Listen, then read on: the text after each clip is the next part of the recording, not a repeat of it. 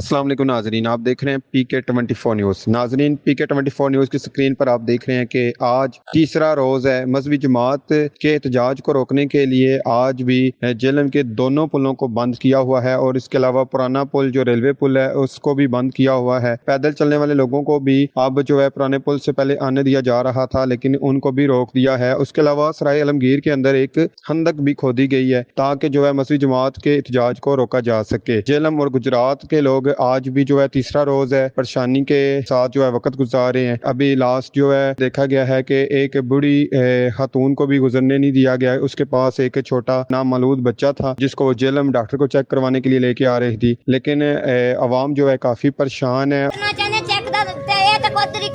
Motor cycle نہیں جان دے، پیدل تو کسی نے جان دے نہ کسی پاسے کوئی لگے۔ اے بھی تے نواں تماشا بنایا نے لگے گھومتا بنا۔